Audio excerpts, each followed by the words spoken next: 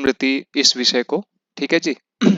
और मनुस्मृति के अंतर्गत आप सभी ध्यान रखना, मैंने पहले से ही आप सभी को बताया हुआ है, किसी भी विषय को हम लोग जब पढ़ते हैं तो हम क्या करते हैं, उसका सबसे पहले हमें उसका सामान्य जो अध्ययन है उसके विषय में हमें जानकारी होनी चाहिए, है ना।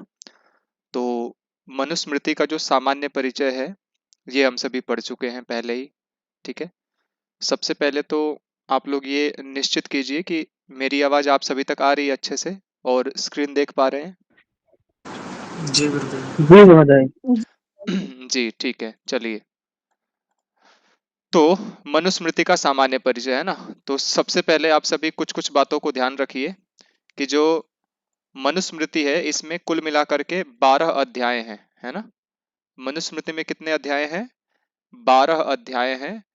और कुल मिलाकर के जो श्लोक प्राप्त होते हैं, श्लोकों की संख्या कितनी है बताइए आप सभी? 2694। जी, 2694 श्लोक प्राप्त होते हैं। और मनुस्मृति में सभी श्लोक किस छंद में प्राप्त होते हैं? अनुष्टुप छंद में। और एक बात बताइए, मनुस्मृति के लेखक कौन है? मनु महाराज। मनु महर्षि महाराज, मनु। महर्षि मनु, है ना।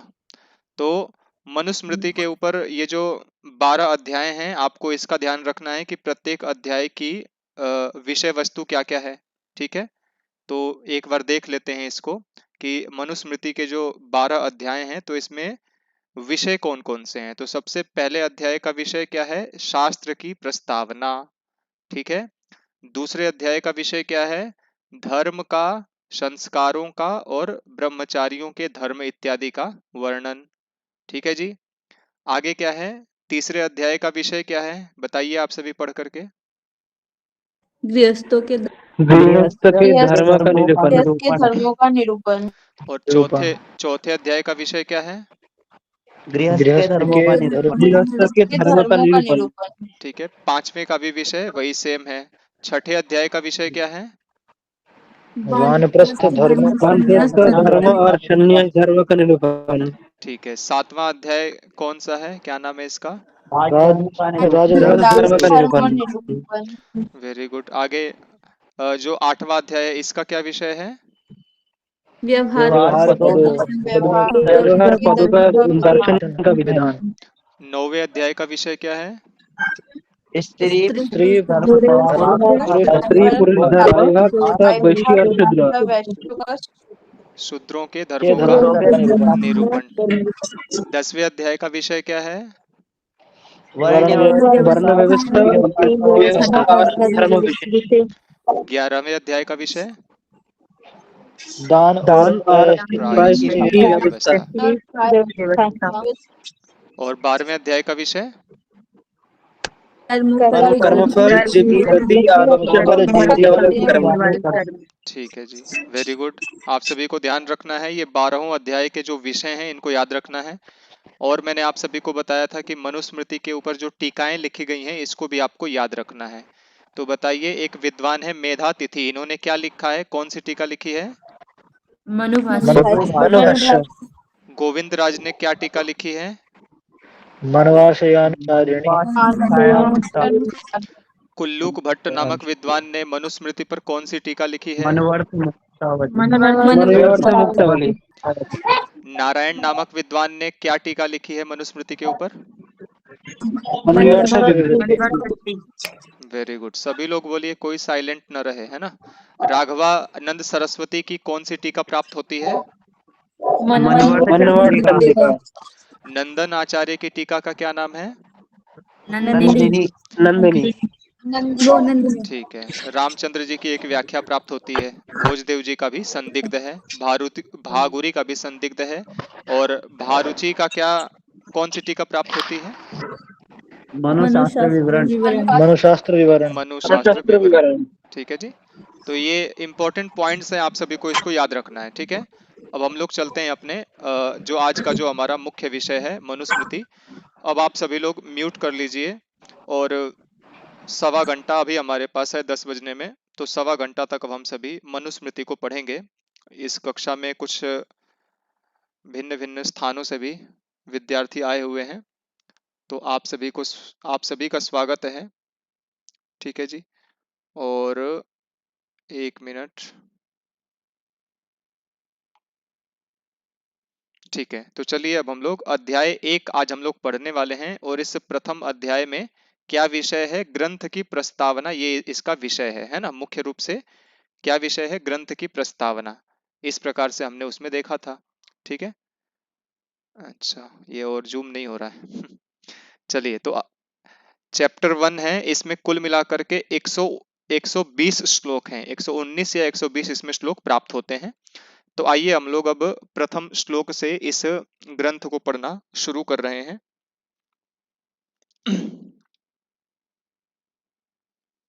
चलिए 1 मिनट का समय मुझे दीजिए।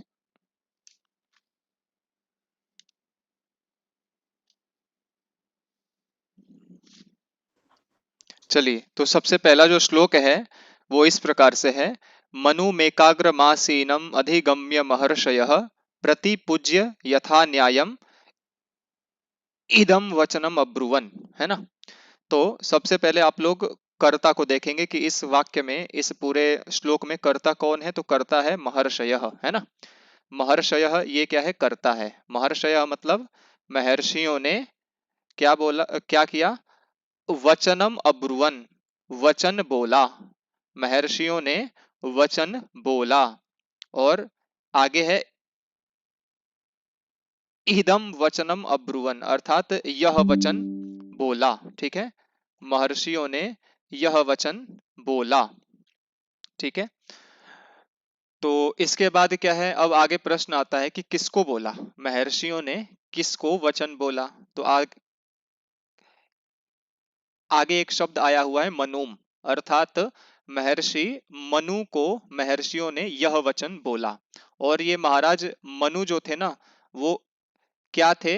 तो उसके विषय में कह रहे हैं कि मनु महाराज एकाग्रम, अर्थात एकाग्रता से आसीनम, आसीनम अर्थात बैठे हुए थे।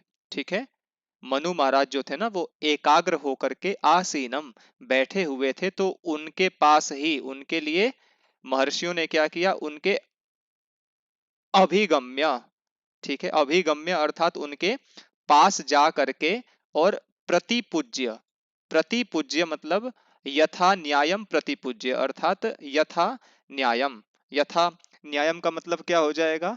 नियम के अनुसार। है ना, नियम के अनुसार उनका प्रतिपूज्य, पूजन करके, उनका सत्कार करके। ठीक है, सत्कार करके महर्षियों ने मनु महाराज को यह वचन बोला। ठीक है, तो आप इस श्लोक के मीनिंग को समझिए, थोड़ा थोड़ा बस इसका अर्थ समझना है कि श्लोक में बात क्या हो रही है, और हमें आगे बढ़ते जाना है। किसी भी श्लोक के ऊपर हमें 1 मिनट से अधिक का समय नहीं लगाना है। ठीक है, 1 या 2 मिनट से अधिक का समय आपको नहीं लगाना है। ठीक है, 600-700 श्लोक आप सभी को पढ़ने हैं। तो एक एक श्लोक में यदि आप डूब जाएंगे ना कि मनु में कौन सी विभक्ति है, इसमें कौन सा वचन है, कौन सा पुरुष है, इस शब्द के कितने हजार अर्थ होते हैं, इसमें यहाँ कौन सा अर्थ है, इसमें हमें नहीं जाना है। सामान्य रूप से हमें बस ये समझना है कि इस श्लोक में क्या बात की जा रही है। ठीक है, तो सबसे पहले इसमें क्या बात हो रही है कि मनु महाराज एकाग्र होकर के बैठे थे। उनके पास महर्षि मनु महाराज के पास जाकर नियम पूर्वक, है ना, या सही ढंग से उनका सम्मान करके यह वचन बोले, ऐसा वचन बोले। ठीक है, पहला श्लोक सभी को स्पष्ट हो गया? शीघ्रता से बताइए। जी जी भ्राता जी। जी ठीक है ना, जी भ्राता जी सर। आगे हम लोग बढ़ते हैं सेकंड नंबर के श्लोक पर। सेकंड नंबर का श्लोक क्या कहता है? तो भगवन सर्व वर्णानाम यथावत अनुपूर्वशः अंतर प्रभवानाम च धर्मान्नो वक्तुमर्हसि। तो ये वाला जो पीडीएफ है, इसमें ध्यान रखना कहीं कहीं मिस प्रिंट भी है। ठीक है, जैसे ये अंतर प्रभवा नाम है, न की जगह पे यहाँ पर न लिखा हुआ है। तो इसीलिए इस पीडीएफ की आप लोग फोटो कॉपी करा लेना, क्योंकि इससे आपको रिवीजन करने में आसानी होगी। लेकिन आप लोग पुस्तक भी आप लोग खरीद लेना। ठीक है, ताकि आपको पाठ अपना तैयार करने में, अथवा किसी शब्द के अर्थ को आपको गहराई से जानना हो, तो पुस्तकों में व्याख्याएं लिखी होती हैं। तो कुल्लूक भट्ट जी की जो मनुस्मृति आती है, आप लोग मंगा लेना। ठीक है, आज कौन सा वार है? आज बुधवार है ना? बुधवार। बुधवार है। तो चलिए, आप लोगों के पास 1-2 दिन का टाइम है और आप लोग पुस्तकों को मंगा लीजिएगा, और ये फोटोकॉपी भी आप लोग करा लेना मूल भाग का। मूल भाग हमारा, हर एक विषय का मूल भाग जिसका भी प्राप्त होता है वह हमारे पास होना चाहिए फोटोकॉपी के रूप में। ठीक है, तो चलिए, महर्षि मनु से क्या कहते हैं? जो भी महर्षि उनके पास जाते हैं, महाराज मनु के पास जा करके क्या कहते हैं? भगवन, है ना? भगवन अर्थात हे मनु महाराज, हे मनु भगवान, सर्व वर्णानाम अर्थात सभी वर्णों के, ठीक है, सभी वर्णों के, और कह रहे हैं कि अंतर प्रभवानाम, अंतर प्रभवानाम, अंतर का शब्द का यहाँ पर अर्थ है जो वर्णों से जो निकली हुई जो जातियां होती है ना, संकर जिनको कहते हैं, वर्ण संकर जो जातियां होती हैं। वर्ण का मतलब क्या होता है? ब्राह्मण, क्षत्रिय, वैश्य और शूद्र, ठीक है। लेकिन क्या होता है, कई बार व्यक्ति प्रेम में पड़ करके अथवा भिन्न भिन्न कारणों से जो पुरुष है वो ब्राह्मण है और जो स्त्री है वो वैश्य है, इनकी शादी हो जाती है। या फिर जो स्त्री है ये शूद्र है और जो पुरुष है वह क्षत्रिय है, तो इनका विवाह हो जाता है। तो उनके विवाह होने के बाद में, भिन्न भिन्न वर्णों के लोगों का आपस में विवाह होने के बाद जो उनकी संतान होती है उसी को कहते हैं अंतर प्रभव, ठीक है, उन्हीं को कहते हैं वर्ण संकर। ठीक है, तो सभी वर्णों के और जो संकर वर्ण हैं उनके, ठीक है। आगे कह रहे हैं कि यथावत, यथावत मतलब यथार्थ रूप से, अनुपूर्वशः, अनुपूर्वशः का मतलब क्या होता है? अनुपूर्वशः का मतलब क्रमशः, ठीक है, अनुपूर्वशः का मतलब क्रमशः। धर्मात, है ना, धर्मात अर्थात धर्मान अर्थात इनके इनके आप धर्मों को, वर्णों के धर्म को और जो वर्ण संकर हैं इनके धर्मों को आप यथार्थ रूप से क्रमशः, नह, नह मतलब हम सभी को, नह मतलब हम सभी के लिए, ठीक है, नह मतलब हम सभी के लिए, वक्तुम अर्हसि, बोल, बताइए, ठीक है, वक्तुम अर्हसि मतलब बोलने के योग्य हैं, मतलब आप हमें कृपया सभी वर्णों के धर्मों को और जो वर्ण संकर हैं इनके धर्मों को कृपया क्रम पूर्वक और यथार्थ रूप से हमें इनके धर्मों को बताइए। ठीक है, फिर से एक बार श्लोक को समझिए। जो भी सभी महर्षि लोग होते हैं, महाराज मनु के पास जा करके उनको बोलते हैं कि भगवान, हे प्रभु, आप सभी वर्णों के और सभी वर्ण संकरों के धर्मों को हमें यथार्थ रूप से और क्रमशः अच्छी प्रकार से डिटेल में बताइए। ठीक है, दूसरा श्लोक आप सभी को समझ में आ गया? कोई समझ नहीं? जी सर। जी ब्रदर, आ गया। ठीक है, आगे चलते जी हैं। महाराज। तो अब क्या कह रहे हैं ना, महर्षि लोग जब उनके पास जाते हैं तो उनकी प्रशंसा भी करते हैं थोड़ा सा, ठीक है, उनकी प्रशंसा में भी कुछ वाक्य कहते हैं। तो इस श्लोक में महाराज मनु की प्रशंसा में कुछ वाक्यों को कहा गया है। ठीक है, चलिए देखते हैं क्या क्या कह रहे हैं महर्षि लोग। तो महर्षि लोग क्या कह रहे हैं कि त्वमेको यस्य सर्वस्य विधानस्य स्वयंभुवः अचिन्त्यस्याप्रमेयस्य कार्यतत्त्वार्थवित् प्रभो।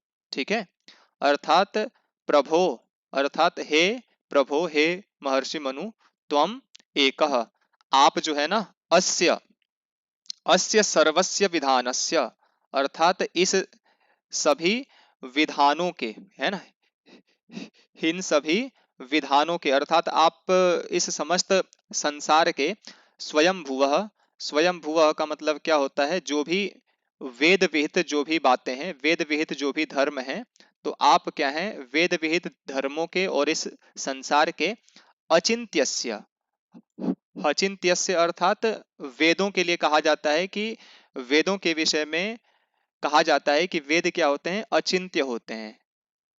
अचिंत्य का मतलब अचिंतनीय, जिसके विषय में चिंतन न किया जा सके। लेकिन आप सभी को यहाँ पर क्या अर्थ लेना है? वेद ऐसे होते हैं जिन पर चिंतन मनन करना थोड़ा कठिन होता है। जो ऋषि होगा, महर्षि होगा या पवित्र आत्मा होगा, वही वेद के मंत्रों पर चिंतन करके उसके यथार्थ को प्राप्त कर सकता है, वास्तविक अर्थ को प्राप्त कर सकता है। ठीक है, तो स्वयंभुव अर्थात वेद की विशेषता बता रहे हैं कि ये वेद कैसे हैं, अचिंत्य, अचिंतनीय हैं, चिंतन करने में कठिन है, और अप्रमेय। अप्रमेय का मतलब क्या है, वेद का जो ज्ञान होता है ना, इसकी प्राप्ति भी कठिनता से हो पाती है, मुश्किल से ही वेदों का ज्ञान प्राप्त हो पाता है। लेकिन हे महाराज मनु, आप क्या हैं, आप संपूर्ण संसार के और जो भी वेद हैं जो अचिंतनीय हैं और अप्रमेय हैं, तो वेद विहित जो कार्य हैं, वेदों में विहित जो कार्य हैं और कार्यों के तत्वों के अर्थ को वित्त, वित्त अर्थात आप जानने वाले हैं। ठीक है, कार्य, कार्य मतलब वेद विहित कार्यों के तत्वार्थ, तत्वार्थ मतलब क्या है, उन वेद विहित कार्यों को गहराई से, सूक्ष्म दृष्टि से आप वित्त, वित्त का मतलब होता है जानने वाले हैं। ठीक है, तो महाराज मनु से ये लोग क्यों ये सब क्वेश्चन पूछ रहे हैं, क्योंकि महाराज मनु वेदों के, वेदों के अंदर जो विधान वर्णित है, जो भी कार्य उसके अंदर लिखे गए हैं, तो उन सभी कार्यों को गहराई से, है ना, तत्वार्थ को जानने वाले हैं, वेदों के तत्वार्थ को जानने वाले हैं। एक होता है केवल अर्थ को जानना और एक होता है तत्वार्थ को जानना। तत्वार्थ मतलब बिल्कुल सूक्ष्म दृष्टि रखते हुए उसका उन्होंने अध्ययन किया है, उसका ज्ञान उनके पास उपलब्ध है। इसीलिए हे प्रभु, आप हमें वर्णों के और जो संकर वर्ण हैं इनके धर्मों को आप हमें बताइए। ठीक है, तीसरा श्लोक आप सभी को स्पष्ट हो गया? जी जी भ्राता जी। भ्राता जी जी। प्रभु। आगे चलते जी हैं, महोदय। जी चौथे सर। चौथे श्लोक पर जी। चलते हैं। ये क्या बोल रहे हैं कि सतैहि पृष्ठस् तथा सम्यक अमितोजा महात्मभिः, हमितौजा है ये, ठीक है। इसी प्रकार से कुछ कुछ इसमें गलतियां आपको देखने को मिलेंगी, तो इसको ठीक कर लेना है आपको, पुस्तक हमेशा अपने पास रखना है। प्रत्युवाचार्च तान सर्वान महर्षिन श्रूयतामिति, तो ये जो श्रूयताम है ना, ये श्रूयतामिति है, यहाँ पर संधि होकर के छ हो गया है, श्र को छ हो गया है, श्रूयतामिति। तो ये कुछ कुछ गलतियां हैं इसमें, आप सभी को उसको ठीक कर लेना है, पुस्तक हमेशा अपने पास रखना है। तो स, स अर्थात वह, स को बाद में लेंगे, पहले तई ही, तई ही मतलब उन महर्षियों के द्वारा, और वो महर्षि कैसे थे, महात्मा भी अर्थात जो महात्मा थे। तो तई का मतलब उन महात्मा भी अर्थात महात्मा महर्षियों के द्वारा पृष्ठ, पृष्ठ मतलब पूछे जाने पर, ठीक है, पूछे जाने पर। तई का मतलब उन महात्मा भी अर्थात महर्षियों के द्वारा पृष्ठ, पूछे जाने पर, सह अर्थात महर्षि मनु, है ना, महर्षि मनु क्या है, सम्यक अमितोजा अर्थात वह सम्यक प्रकार से क्या है, अमित ऊर्जा का मतलब होता है, अमित का मतलब होता है अपरिमित, ओज का मतलब होता है बल, है ना, बल अथवा शक्ति। ओज का मतलब क्या होता है, बल अथवा शक्ति। तो महाराज मनु क्या है, अपरिमित बल या शक्ति वाले हैं। तो ऐसे महाराज जो मनु हैं ये क्या कर रहे हैं, तान सर्वान महर्षिन, तान का मतलब उन, सर्वान का मतलब सभी, महर्षिन मतलब महर्षियों को, ठीक है। अर्च्य, हर्ष का मतलब क्या हो रहा है, पूजा करके, मतलब उनका सम्मान करके, प्रत्युवाच अर्थात उनका प्रत्युत्तर देते हैं, जो उन्होंने प्रश्न पूछा था तो उसके बदले में अपनी बात को कहते हैं, और क्या कहते हैं, श्रूयताम इति अर्थात आप सभी सुनिए। ठीक है, फिर से एक बार श्लोक को समझिए। उन महात्मा महर्षियों के द्वारा पूछे जाने पर वह महाराज मनु जो अपरिमित बल वाले हैं, वह उन सभी महर्षियों को सम्मान देते हुए प्रत्युवाच कहते हैं, श्रूयताम इति, अच्छा तो आप सभी सुनिए। समझ में आ गया आप सभी को चौथा श्लोक? जी भ्राता जी। जी भ्राता। हाँ, अभी सामान्य सामान्य बातें हो रही हैं, कुछ इसमें इंपॉर्टेंट नहीं है, बस भूमिका बांध रहे हैं ग्रंथ की। और पहला चैप्टर थोड़ा सा इसी प्रकार से है, इसमें सृष्टि इत्यादि के बारे में अभी आगे बात होगी, देखते जाइए आप सभी। तो थोड़ा सा विषय कठिन होता है, लेकिन आप सभी समझेंगे हल्का हल्का उसको, परेशान नहीं होना है किसी भी चीज को लेकर के।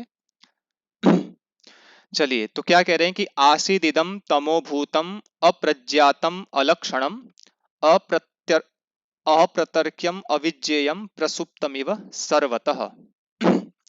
प्रसुप्तमिव सर्वतः अर्थात क्या कह रहे हैं, एक मिनट ऊपर गया क्या, एक मिनट, कह रहे हैं कि आसित इदम, इसका मतलब क्या हो गया, यह अर्थात यह जो संसार है, इदम अर्थात यह संसार, आसित मतलब था। अब कैसा कैसा था इसी को बताएंगे, सभी क्या है इसी के विशेषण आएंगे। तो तमोभूतम, तमोभूतम का मतलब क्या है, बिल्कुल अंधकार से भरा हुआ है ना, मतलब अंधकार में बिल्कुल लीन था, है ना। ये प्रलयावस्था की बात की जा रही है इसमें, कि प्रलयावस्था में ये जो संसार था, इदम अर्थात यह संसार, तमोभूतम, तमोभूतम का मतलब क्या है, बिल्कुल अंधकार में लीन लीन था, ठीक है, बिल्कुल अंधकार ही अंधकार दिखाई पड़ता था। आगे क्या है, अप्रज्ञातम, अप्रज्ञातम का मतलब क्या होता है, अप्रज्ञातम मतलब इस संसार का हमें ज्ञान नहीं होता था, ठीक है, अप्रज्ञातम मतलब संसार का ज्ञान नहीं होता था। और क्या क्या कह रहे हैं, अलक्षणम, अलक्षणम का मतलब यह जो संसार था ना प्रलयावस्था में, इसमें कोई लक्षण नहीं था, लक्षण अर्थात कोई इसमें चिन्ह नहीं था।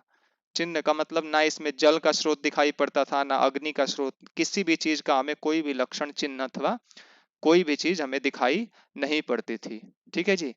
आज आप सभी आजकल के न्यूज को आप सभी देख रहे होंगे, तो जो टेस्ला के जो मालिक हैं, क्या नाम है उनका, तो वो मतलब उन्होंने अभी किसी ग्रह के ऊपर भेजा हुआ है अपना सैटेलाइट, तो सैटेलाइट को भेजा हुआ है उन्होंने, तो उस पर उन्हें काफी सारे चिन्ह मिल रहे हैं, बर्फ के चिन्ह मिल रहे हैं, और ऐसे ऐसे करके कुछ न कुछ चिन्ह मिल रहे हैं, ठीक है।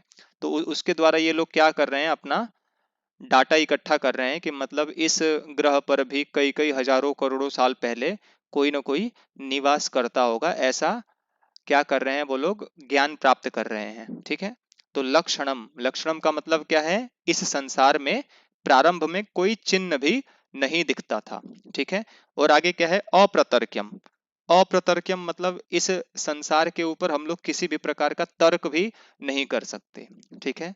जब वर्तमान में आप सभी देखते हैं ना कि हम लोग तर्क करते हैं, तर्क क्या करते हैं कि मिट्टी से घड़ा बना, तो घड़ा क्या है, कार्य है, जिससे उत्पन्न हुआ वो क्या है, कारण है, और कारण भी किसी से बना है, उस कारण का भी कोई ना कोई कारण है ना। हम लोग इस प्रकार से तर्क करते हैं, लेकिन प्रलयावस्था में जब ये संसार की सत्ता जो होती है ना, वो क्या होती है, अप्रतर्क्य, अर्थात तर्क न करने योग्य होती है। और अविज्ञेयम, अविज्ञेयम मतलब जो नहीं जाना जा सके, ऐसे रूप में। और प्रसुप्तम, प्रसुप्तम मतलब क्या हुआ, सुसुप्ति अवस्था के समान ही सर्वतः सब और व्याप्त यह संसार हमें दिखाई पड़ता था, ठीक है। तो आसित इदम अर्थात यह संसार था, तमोभूतम बिल्कुल अंधकार से भरा हुआ, अप्रज्ञातम किसी भी प्रकार का ज्ञान नहीं होता था, चिन्हों से भी हीन था, कोई तर्क नहीं किया जा सकता था, किसी भी प्रकार से कोई चीज मालूम नहीं पड़ती थी, और सुसुप्ति अवस्था के समान ही हर तरफ हमें दिखाई पड़ता था, ठीक है। समझ में आ गया पांचवा श्लोक। जी जी बताइए। ठीक है, आगे बढ़ते हैं। बताइए। जी आगे बढ़ते हैं। आप सभी लोग, पढ़ाई होती है तो सभी लोग बोलते हैं कि हाँ समझ में आ गया, लेकिन टेस्ट होता है तो आप लोग फिर डाउन हो जाते हो, हैं। चलिए, टेस्ट की भी तैयारी किया कीजिए। मैंने जहाँ से पढ़ाई की थी ना, जिन जिन लोगों से मैंने पढ़ा था, वो लोग मतलब इतना टेस्ट वगैरह या जो भी हैं चीजें, ऐसा नहीं मैंने देखा है। लोग बहुत लापरवाही से पढ़ाते हैं आजकल के समय में, ठीक है। तो आप लोगों के टेस्ट के लिए मुझे थोड़ी सी मेहनत करनी पड़ती है, प्रश्नों को खोजना पड़ता है या खुद से प्रश्न बनाने पड़ते हैं। तो आप लोग भी टेस्ट वगैरह में अपना अच्छा परफॉर्मेंस कीजिए। जो आप समझ जाइए, जो जो लोग टॉप कर रहे हैं ना, जो लोग सबसे ज्यादा बार टॉप करेंगे, उन्हीं का चांस होगा कि उनका जेआरएफ सबसे पहले क्वालिफाई होगा, ठीक है। तो ये सोच करके आप लोग तैयारी कीजिए, क्योंकि अभी तक के जो भी प्रश्न आपसे मैंने पूछे हैं, वो सभी प्रश्न नेट की परीक्षाओं में पहले के समय में पूछे जा चुके हैं, और ये पहले के प्रश्न हैं, इसीलिए इनका लेवल स्टैंडर्ड हम कह सकते हैं कि थोड़ा सा इजी है, आसान है। आजकल के प्रश्न बहुत कठिन आते हैं, ठीक है। तो टेस्ट की तैयारी आप लोग अच्छे से किया करो। आगे चलते हैं। तो कह रहे हैं कि ततः स्वयंभूर भगवान अव्यक्तो व्यंजनम व्यंजन निदम महाभूतादिवृत्तौजाः प्रादुरासित तमोनुदः, प्रादुरासित तमोनुदः, ठीक है। तो अब इसमें क्या बातें कह रहे हैं, अब इसमें बात कह रहे हैं कि किस किस प्रकार से अब सृष्टि की उत्पत्ति इत्यादि हो रही है। तो अब इसी को कह रहे हैं कि ततः अर्थात उसके बाद में, मतलब प्रलयावस्था के बाद में स्वयंभू, स्वयंभू का मतलब जो स्वयं उत्पन्न होते हैं, स्वयं ही जिनकी सत्ता होती है, ऐसे ईश्वर, ठीक है। स्वयंभू अर्थात जिनकी सत्ता स्वयं ही सिद्ध हो जाती है, ऐसे स्वयंभू भगवान जो भगवान थे, वह कैसे थे? अव्यक्तः। अव्यक्तः का मतलब क्या होता है? जिनको हम लोग व्यक्त नहीं कर सकते हैं, जो हमारी इंद्रियों से व्यक्त नहीं हो सकते, ठीक है। मतलब हम उनको आंखों से देख नहीं सकते, त्वचा से छू नहीं सकते, है ना, कानों से उनको सुन नहीं सकते, ठीक है। तो भगवान कैसे होते हैं? अव्यक्त होते हैं, हमारी बाह्य इंद्रियों के द्वारा अज्ञात होते हैं, ठीक है। तो वो क्या है, और उसके आगे भी उनके लक्षण कुछ बता रहे हैं कि वृत्तौजाह, वो कैसे थे? वृत्तौजाह थे। वृत्तौजाह का मतलब होता है, वृत्त मतलब होता है अक्षत, जिसका नाश नहीं होता है, उसको कहते हैं वृत्त। और ओज का मतलब, पिछले वाले शब्द के अनुसार ही ओज का मतलब शक्ति या बल। तो बहुत बलशाली थे, ठीक है। स्वयंभू जो भगवान है ना, ये क्या है? बहुत बलशाली हैं। बलशाली का मतलब, बहुत बलशाली का मतलब सर्वशक्तिमान है, ठीक है। और आगे क्या कह रहे हैं कि तमोनुदह, तमोनुदह का मतलब क्या है? अंधकार को दूर करते हुए, ठीक है। ऐसे ऐसे जो ईश्वर हैं, स्वयंभू हैं, भगवान हैं, अव्यक्त हैं, वृत्तौजा हैं, ऐसे भगवान तमोनुदह अर्थात अंधकार को दूर करते हुए, ठीक है। तमोनुदह अर्थात अंधकार को दूर करते हुए, और आगे कह रहे हैं, आगे एक लास्ट में इसमें शब्द आया है व्यंजन, व्यंजयन व्यंजन इदम अर्थात इस संसार को व्यंजयन, व्यंजयन मतलब व्यक्त करते हुए, जो संसार पहले अव्यक्त था, अब उसी को व्यक्त करते हुए महाभूतादि अर्थात पंच महाभूत इत्यादि के साथ में प्रादुः आसित अर्थात वो क्या हुए? प्रकट हुए, ठीक है। वे क्या हुए? ईश्वर प्रकट हुए, ठीक है। फिर से श्लोक को समझिए। ततः अर्थात प्रलयावस्था के अनंतर, प्रलयावस्था के बाद में जो ईश्वर हैं वह स्वयंभू हैं, स्वयं ही जिनकी सत्ता होती है, भगवान हैं जो, ठीक है। अव्यक्त हैं, जिनको हम बाह्य इंद्रियों से जान नहीं सकते। वृत्तौजाह अर्थात सर्वशक्तिमान है। और ऐसे ईश्वर जो हैं वो अंधकार को दूर करते हुए इदम अर्थात इस संसार को महाभूतादि, महाभूतादि के साथ में व्यंजयन प्रकट करते हुए प्रादुः आसीत अर्थात प्रादुर्भूत हुए, प्रकट हुए। तो ईश्वर के विषय में तो ऐसा कहा ना कि ये अव्यक्त है। अव्यक्त अर्थ, जो ये शब्द है अव्यक्त, इसका अर्थ ये बताया गया कि जो हमारी बाह्य इंद्रियों से जो अज्ञात है। तो ईश्वर प्रकट हुए, इसका मतलब ऐसा मत समझना कि जैसे आपने टीवी फिल्मों में देखा कि ऊपर से जो है वो ऐसे करके एकाएक हमारे सामने प्रकट हो गए, है ना। तो ऐसा कुछ मत समझिएगा, वो सब वीडियो एडिटिंग होती है उसमें। प्रकट हुए का मतलब क्या होता है? ईश्वर जो सर्वशक्तिमान है, उसको इस संसार को बनाने के लिए कहीं प्रकट होने या कहीं आने की आवश्यकता नहीं है। ईश्वर अपने चिंतन में ही, अभी आगे भी आएगा कि ईश्वर अपने ध्यान से ही सारी क्रियाओं को करते हैं, ठीक है। जब सृष्टि का, जब प्रलय का जो काल है ये समाप्त हो जाता है, तब इसमें स्वतः ही ईश्वर की इच्छा से सृष्टि का निर्माण होने लगता है। और उसी सृष्टि के निर्माण का जो प्रोसेस है, इसमें आगे आपको बताएंगे कि पहले क्या था, फिर उसके बाद क्या हुआ, ठीक है। ये श्लोक समझ में आ गया? छठा वाला, छठा वाला श्लोक समझ में जी आ गया? जी कठिन नहीं भाई। है, एक बार आप सभी स्वयं से भी पढ़ेंगे तो आपको समझ में आएगा, ठीक है। और एक बार वीडियो को अवश्य आप लोग देख लेना, कक्षा समाप्त होने के बाद जब भी आप स्वयं से पढ़ो तो एक बार PDF या फोटोकॉपी या बुक खोल करके इस क्लास को पहले देखना एक बार अच्छे से, उसके बाद आप सभी खुद से इस पे विचार करना कि क्या क्या मुझे इसमें से समझ में नहीं आ पा रहा है। तो इस प्रकार से आपका वो विषय क्लियर हो जाएगा। आगे एक श्लोक और आ रहा है 7वें नंबर का श्लोक। तो इसमें क्या कह रहे हैं कि यो सावतीन्द्रिय ग्राह्य सूक्ष्मो व्यक्तः सनातनः सर्वभूतमयो चिन्त्यः स एव स्वयमुद्भवौ। ठीक है, यह अर्थात जो, असौ अर्थात वह जो ईश्वर था ना, वो कैसा था, अब उसके विषय में बता रहे हैं कि वह है जो जो ईश्वर है वो कैसा है, अतीन्द्रिय ग्राह्य। अतीन्द्रिय ग्राह्य का मतलब क्या है कि हमारी बाह्य इंद्रियों के द्वारा जो गृहीत नहीं हो सकता है, लेकिन इसमें कह रहे हैं कि अतीन्द्रिय ग्राह्य।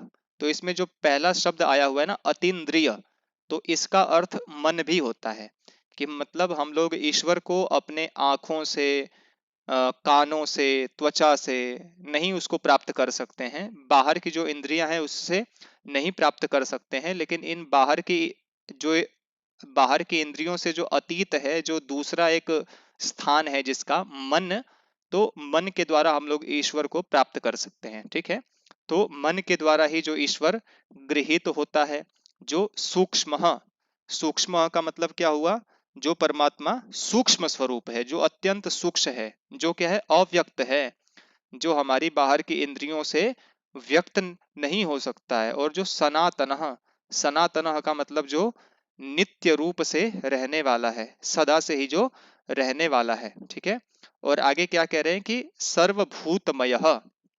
ठीक है, सर्वभूतमय, सर्वभूतमय, तो इसका काफी सारे जो टीचर होते हैं ना, वो अलग अलग अर्थ इसका निकालते हैं कि सर्वभूतमय का मतलब होता है कि वह परमात्मा सर्वभूतमय, सभी प्राणियों में समाया हुआ है। ठीक है, तो ये भी इसका अर्थ हो सकता है कि वह परमात्मा सर्वभूत, सभी प्राणियों के अंदर, मय अर्थात समाया हुआ है, विद्यमान है।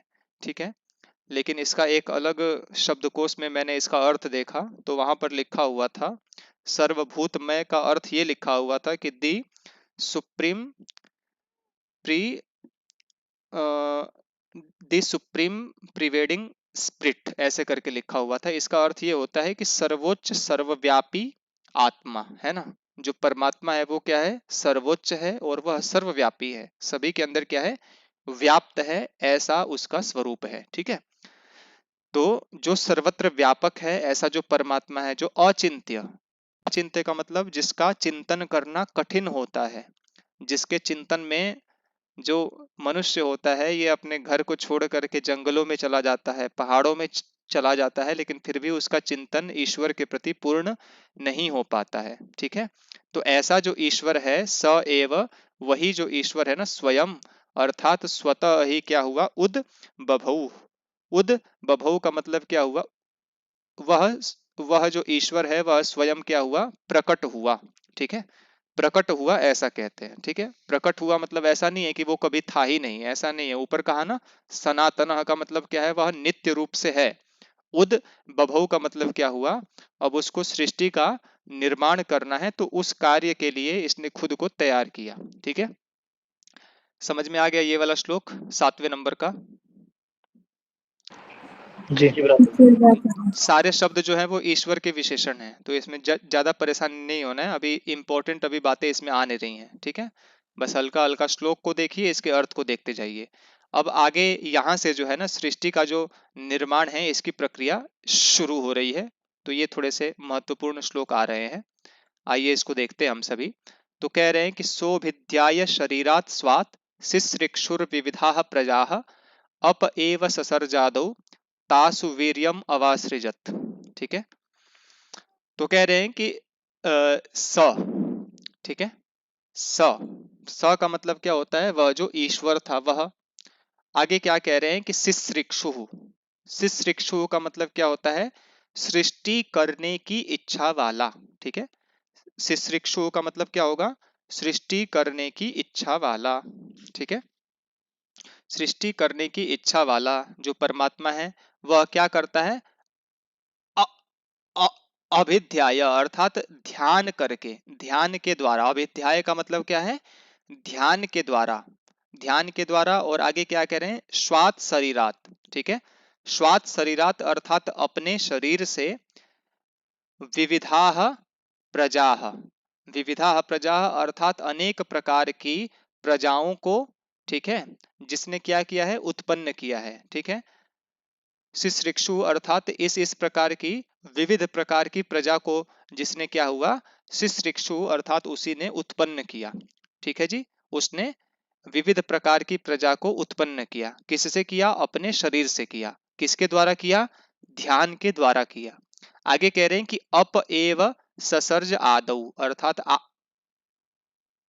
आदौ का मतलब क्या हो गया, कि सृष्टि की निर्माण की प्रक्रिया में ईश्वर ने सबसे पहले, आदौ अर्थात सबसे पहले, अप एव ससर्ज अर्थात जल को ही सबसे पहले ईश्वर ने ससर्ज अर्थात बनाया, ठीक है, सबसे पहले ईश्वर ने किसको बनाया, जल को बनाया, और तासु अर्थात जल में, वीर्यम अवासृजत, यहाँ पर बीजम शब्द भी मिलता है कुछ कुछ पुस्तकों में, तो उस जल में ही क्या किया ईश्वर ने, बीजम अवासृजत अर्थात बीज को छोड़ दिया, ठीक है, सबसे पहले जल बनाया और जल के अंदर तासु जल में बीजम अवासृजत बीज को छोड़ दिया, ठीक है।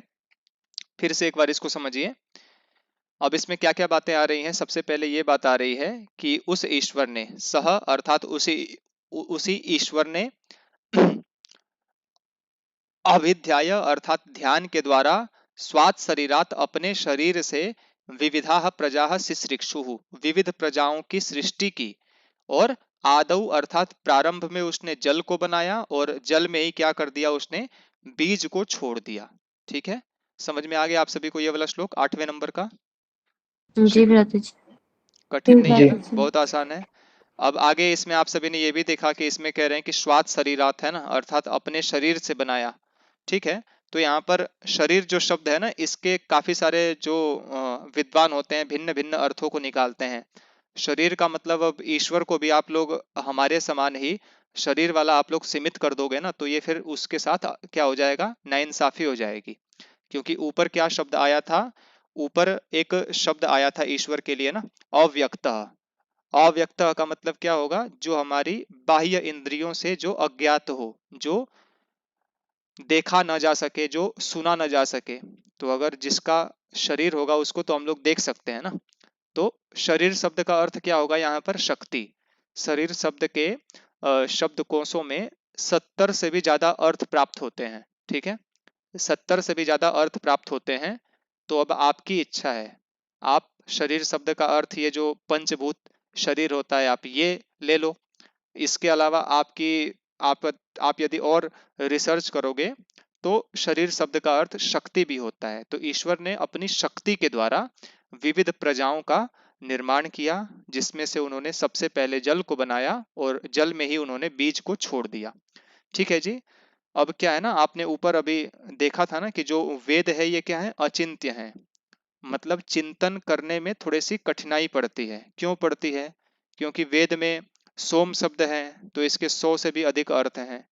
अब कौन सा व्यक्ति सोम शब्द का अर्थ क्या लेकर के क्या अर्थ निकालता है, वो तो उसके ऊपर है ना। तो इसीलिए जो वेद आदि जो विषय हैं, इसके अलावा जितने भी ग्रंथ जो महर्षियों के द्वारा लिखे गए हैं, ऋषियों के द्वारा लिखे गए हैं, तो इनका जो अर्थ है हमें शब्दशः अर्थ से हमारा काम नहीं चलता है, हमें थोड़ी सी अपनी बुद्धि लगा करके और अर्थों को निकालना पड़ता है। नहीं तो आप अगर शब्दों से ही सीधा सीधा अर्थ को आप यदि ले लेंगे तो आप अर्थ का अनर्थ कर देंगे। इसीलिए मनुस्मृति को लोग इतना दुत्कारते हैं, क्योंकि विद्वानों ने क्या किया है, उनके अर्थों को इतना बिगाड़ा है जिसकी कोई सीमा नहीं। तो आगे मतलब आने वाली कक्षाओं में हम उसको भी देखेंगे कि किस किस प्रकार से अर्थ का अनर्थ किया जाता है, ठीक है जी। तो क्या हमने पढ़ा कि सबसे पहले जल को बनाया और जल के अंदर बीज को छोड़ दिया। अब आगे क्या कह रहे हैं कि तत् अंडम अभवत थैमम सहस्रांशु समप्रभम तस्मिन् जज्जे स्वयं ब्रह्म सर्वलोक पितामहः। ठीक है जी, तो अब इसमें देखते हैं आगे इसमें क्या कह रहे हैं, इसमें कह रहे हैं कि तत् अंडम अर्थात वह जो बीज था ना, वह जो बीज था, तत् अंडम अर्थात वह जो बीज था ना, वह क्या हो गया, हैमम अभवत। हैमम अभवत का मतलब क्या हो गया, वह स्वर्ण के समान हो गया। ठीक है, तत् अंडम अर्थात वह जो बीज था वह अंडम अभवत, तत् अंडम हैमम अभवत। हैमम का मतलब क्या हो गया, वह स्वर्ण के समान हो गया। और ये जो स्वर्ण था ये कैसा था, सहस्रांशु समप्रभम। सहस्रांशु मतलब सहस्रों सूर्यों के समान, प्रभा, प्रभा का मतलब सहस्रों सूर्यों की प्रभा के समान। प्रभा मतलब सहस्रों सूर्यों की जो रोशनी होती है ना, जो कांति होती है, उसके समान स्वर्ण जैसा वह अंडम अर्थात वह जो बीज है वो हो गया। ठीक है, आगे क्या है, तस्मिन स्वयं ब्रह्म सर्वलोक पितामह जज्जे। तो उसमें क्या हुआ, उसी में क्या हुआ, सर्वलोक पितामह अर्थात सभी लोक के संसार के जो पितामह हैं, पितामह अर्थात दादाजी कहते हैं, तो हमारे दादाजी के भी दादाजी के भी दादाजी के भी दादाजी के भी, इसी प्रकार से जब आप सबसे लास्ट में जाएंगे तो ब्रह्मा जी प्राप्त होते हैं। तो सभी लोक के जो पितामह हैं ब्रह्मा जी, वो क्या हुआ, तस्मिन अर्थात उसी सहस्रों सूर्यों की प्रभा के समान स्वर्ण में, उसी अंडे में वो क्या हुए, तस्मिन उसी में, जज्जे अर्थात वे उत्पन्न हुए। ठीक है ना, उसी में क्या हुआ, ब्रह्मा जी उत्पन्न हुए। ठीक है जी, तो यहाँ पर भी आप लोग दो अर्थों को ले सकते हैं। एक तो ये आप लोग अर्थ ले लो कि ब्रह्मा जी जो चार चार हाथ और एक दो सिर होते हैं उनके, और क्या क्या होता है आप सभी को पता ही है। ब्रह्मा जी का अर्थ आप लोग ये भी ले सकते हो। दूसरा अर्थ आप लोग ये भी ले सकते हो कि इस संसार को चलाने के लिए भी ईश्वर की तीन शक्तियां काम करती हैं। ठीक है, आप सभी को पता ही है, ब्रह्मा विष्णु और महेश। तो जब आप ब्रह्मा शब्द के ऊपर जब आप रिसर्च करेंगे ना, ब्रह्मा शब्द को जब आप व्याकरण के ढंग से इसको खोलेंगे, इसका पोस्टमार्टम करेंगे, प्रकृति प्रत्यय को अलग अलग करके जब आप इसका अर्थ निकालेंगे, तो ब्रह्मा शब्द में ब्रीहु संवर्धने धातु है। इसका मतलब क्या होता है, वह परमात्मा की ऐसी शक्ति जो इस संसार को संवर्धित करती है, जो इस संसार का निर्माण करती है। ठीक है, उसको कहते हैं ब्रह्मा। तो ब्रह्मा जी का काम होता है कि संसार का निर्माण करते हैं। विष्णु जी का काम होता है विशलरी व्याप्तव। व्याप्तव का मतलब क्या होगा, समस्त संसार में व्याप्त होकर के उसके पालन पोषण के लिए हर एक गतिविधि को वो पूर्ण करते हैं। और महेश, महेश अर्थात आप सभी लोग जानते ही हैं, महेश को लोगों ने महेश्वर शिव जी के साथ जोड़ करके उनके त्रिनेत्र के साथ में जोड़ दिया है कि शिव जी तीसरी आंख खोलते हैं और समस्त संसार का प्रलय हो जाता है। ठीक है, तो ये तीन शक्तियां काम करती हैं। तो उसी प्रकार से इसमें बता रहे हैं कि जो वो बीज था ना, वह सहस्रों सूर्यों की रोशनी के समान वह स्वर्णमय हो गया था। ठीक है, और उसी में सभी लोक के जो पितामह हैं ब्रह्मा जी, उसी में उत्पन्न हुए, अर्थात ईश्वर की शक्ति का इसी ब्रह्मा के द्वारा क्या हुआ, जन्म होता है। ठीक है, आगे हम लोग बढ़ते हैं 10वें श्लोक पर। तो 10वें श्लोक में क्या कहते हैं कि आपो नारा इति प्रोक्ताः। ठीक है, आपो नारा इति प्रोक्ताः आपो वै नरसूनवः ताः यदस्यायनं पूर्वं तेन नारायणः स्मृतः। ठीक है, तो आपो नारा इति प्रोक्ता, आपह अर्थात जल को, नाराह अर्थात नारा इति प्रोक्ताः, नारा ऐसा, प्रोक्ताः कहते हैं। ठीक है, जल को नारा ऐसा कहते हैं। ठीक है, क्यों कहते हैं कि आपो वही नरसूनवः, आपो वही नरसूनवः, क्योंकि जो आप है ना वही अर्थात निश्चित रूप से, नर अर्थात कहते हैं जो परमात्मा है उनके सूनु, सूनु का ही सूनवः ऐसा बना है। सूनु मतलब होता है पुत्र। तो जल को ऐसा कहा गया है कि ये परमात्मा की ही एक संतान है। ठीक है, जल जो है ना वो परमात्मा का ही एक संतान माना जाता है। ठीक है, और आगे भी इसी चीज को और कह रहे हैं कि ताह यदस्य यदस्यायनम पूर्वम तेन नारायणः स्मृतः। तो कह रहे हैं कि ताह, ताह अर्थात जो जल है, ताह अर्थात वह जो जल है, यत अस्य अयनम, अस्य अयनम, अस्य अयनम का मतलब क्या है, इसका, इसका मतलब परमात्मा का अयनम, अयनम का मतलब क्या होता है, आश्रय, अर्थात जल ही जो है परमात्मा का अयन होने से, आश्रय होने से, तेन होने के कारण से नारायण स्मृतः, नारायण ऐसा कहा जाता है। ठीक है, जल परमात्मा का आश्रय जल होने के कारण से परमात्मा को नारायण ऐसा भी कहा जाता है। ठीक है, नारा का मतलब जल, और नारा का जो अयन है वो क्या कहलाएगा, नारायण अर्थात ईश्वर। ठीक है, तो जल को ऐसा माना जाता है कि जल जो है ना ईश्वर का ही संतान रूप में है। तो इसके पीछे भी आप लोग इसको समझ सकते हैं कि जल जो होता है ना, आप अगर भोजन नहीं खाएंगे कुछ समय तक तो आप लोग जी सकते हैं, लेकिन आप जल के बिना नहीं जी पाएंगे, क्योंकि जल जो होती है वो भोजन से भी ज्यादा आवश्यक होता है हमारे लिए, जल होना ही चाहिए। ठीक है जी, तो जल अगर नहीं होगा तो हमारे पास प्राण से संबंधित किसी भी वस्तु का, भोजन इत्यादि का ग्रहण हम लोग नहीं कर पाएंगे। जल अगर इस संसार में नहीं होगा तो खेतों में जो अनाज होता है वो नहीं होगा, फल नहीं हो पाएंगे, फूल नहीं हो पाएंगे, है कि नहीं। तो सभी का बेसिक में क्या हो जा रहा है, जल को बेसिक माना जाता है ना, सभी का आधार माना जाता है। इसीलिए ऐसा कह रहे हैं कि जल जो है ये परमात्मा की संतान है, और जल में ही परमात्मा का आश्रय था, इसीलिए उनको नारायण ऐसा कहते हैं। जो भी हम लोग जल पी रहे हैं, तो आज से ईश्वर को आप लोग थैंक यू बोल करके पीना, क्योंकि आप लोग परमात्मा के ही एक अंश को आप पी रहे हो। ठीक है, समझ में आ गया ये वाला श्लोक भी। जी। तो इस श्लोक में से आप सभी से क्वेश्चन पूछ सकता है कि आप अर्थात जल को क्या कहते हैं, है ना। तो आपको याद रखना है कि जल को नारा कहते हैं। ठीक है जी, ऐसे ऐसे में से ही क्वेश्चन आपका बनेगा। आगे हम लोग बढ़ते हैं, आधे घंटे और पढ़ेंगे। दिव्याक्षी जी का शायद मैसेज आया था कि आप 9:30 बजे समाप्त कर देना, लेकिन कोई बात नहीं, आपको अगर कुछ आवश्यक कार्य है तो आप जा सकती हैं, रिकॉर्डिंग में भेज दूंगा, आप उसको सुन लेना। ठीक है, कक्षाओं को अब चलने दीजिए 1.5 घंटे तक ना, क्योंकि कोर्स बहुत बड़ा है, और 1.5 घंटे तक भी करेंगे तब भी बहुत दिन लग जाते हैं इनको समाप्त करने में। चलिए बढ़ते हैं हम लोग आगे। नेक्स्ट वाला जो श्लोक है इसमें बता रहे हैं कि यत्तत् कारणम अव्यक्तम नित्यम सत्सदात्मकम, और नीचे वाली पंक्ति में भी कह रहे हैं कि तद विसृष्टः स पुरुषः लोके ब्रह्मेति कीर्त्यते, है ना। तो आगे इसी चीज को हम लोग देखते हैं।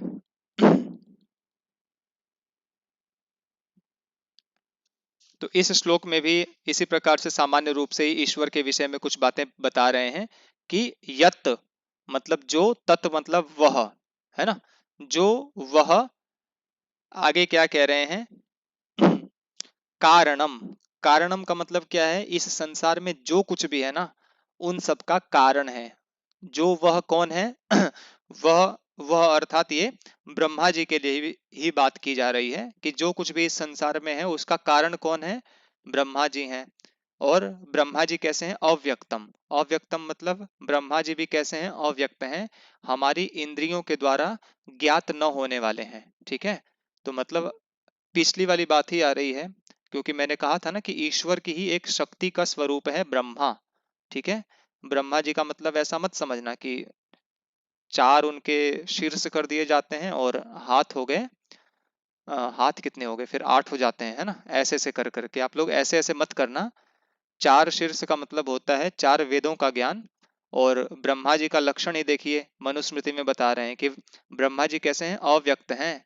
अव्यक्त का मतलब आप उनको आंखों से नहीं देख सकते, आप उनको किसी भी शब्द के द्वारा प्रकट नहीं कर सकते कि वो कैसे हैं। ठीक है जी, अव्यक्त हैं। आगे कह रहे हैं नित्यम, अर्थात वह नित्य हैं, हमेशा रहने वाले हैं। ऐसा नहीं है कि आप लोगों ने अलग अलग कथाओं में सुना होगा कि ब्रह्मा जी के ऊपर किसी ने हमला कर दिया फिर उनको मार डाला, ऐसा नहीं होता है। ब्रह्मा जी ईश्वर की एक शक्ति हैं और ये हमेशा रहते हैं। ठीक है, और आगे क्या कह रहे हैं कि सत असदात्मकम, अर्थात वह सत्य हैं। सत्य का मतलब क्या होता है, उनकी सत्ता है। सत्य का मतलब क्या होता है, सत का मतलब उनकी सत्ता है, और आगे एक शब्द आया हुआ है असत, असत का मतलब होता है इनकी सत्ता नहीं है। अब थोड़ा सा आप लोगों को कंफ्यूजन हो रहा होगा ना कि एक शब्द आया सत, सत का मतलब इनकी सत्ता है, सत्ता मतलब ईश्वर की तो सत्ता होती है। एक दूसरा शब्द आया इसी के आगे असत, तो इसका मतलब क्या होता है? तो यहाँ पर जो दूसरा शब्द है असत, इसका अर्थ भी होगा अव्यक्त। असत का मतलब क्या होगा? अव्यक्त होगा, अर्थात वह जो परमात्मा है ना, वह व्यक्त है, वह हमारे सामने है, वह हर एक जगह पर है, हर एक स्थान पर है, हमारे स्वयं के भी भीतर है, लेकिन फिर भी वह क्या है? वो असत है, अर्थात वो हमें आसानी से वो हमें प्राप्त नहीं हो पाता है। वह कठिन साधना के द्वारा ही वह क्या होता है? उसका साक्षात्कार होता है, उसका अनुभव किया जाता है, ठीक है ना? तो इसीलिए यहाँ पर असत शब्द कहा, अर्थात वह अव्यक्त है, ठीक है। तो कुछ कुछ कारण इसके बारे में बता रहे हैं कि यत तत्, जो वह परमात्मा है, ब्रह्मा जी हैं, वह कारणम, इस संसार का कारण है, अव्यक्तम है, बाह्य इंद्रियों के द्वारा व्यक्त नहीं किए जा सकने वाले, नित्य हैं, हमेशा रहने वाले हैं। सद का मतलब उनकी सत्ता है, और असत का मतलब वह अव्यक्त हैं, अव्यक्त स्वरूप है। आगे क्या कह रहे हैं कि तद विसृष्ट, तद विसृष्ट सपुरुष।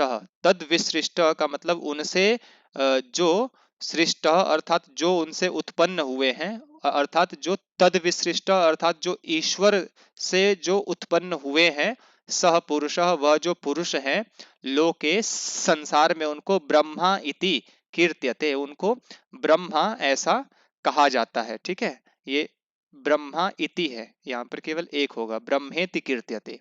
संसार में उस पुरुष को ब्रह्मा कहा जाता है। और ब्रह्मा जी की सृष्टि किससे हुई है? तद विसृष्ट, तद का मतलब उसी परमात्मा से, जो सबसे पहले आया था ना, ईश्वर, तो ईश्वर से ही इनकी सृष्टि हुई है, और हम सभी इनको ब्रह्मा कहते हैं, ठीक है। स्पष्ट हो गया आप सभी को? कुछ भी कठिन नहीं है इसमें, सभी लोग बताइए। जी वगैरह। समझ में आ रहा है ना?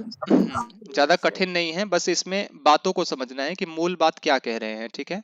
अब मुझे तो जो है ना आपके सामने व्याख्या करनी पड़ती है हर एक शब्द की, क्योंकि मुझे ऐसा लगता है कि जब तक शब्दों को नहीं समझाऊंगा तब तक शायद आप सभी लोग समझेंगे नहीं, है ना। अब एक ही चीज हो सकता है, एक चीज ऐसे हो सकता है कि मैं शब्दों को समझाना बंद करके बस इसका बस मोटा मोटा आप सभी को भाव बता दूं, और कुछ लौकिक कहानियों के साथ, दृष्टांतों के साथ इसको जोड़ करके आपको बताऊं, है ना। तो क्या होगा? आपके अंदर अस्पष्टता बनी होगी, है ना, कि अव्यक्त का मतलब क्या है, सत का मतलब क्या है, असत का मतलब क्या है, ठीक है। तो सबके पढ़ाने का ना ढंग अलग अलग होता है।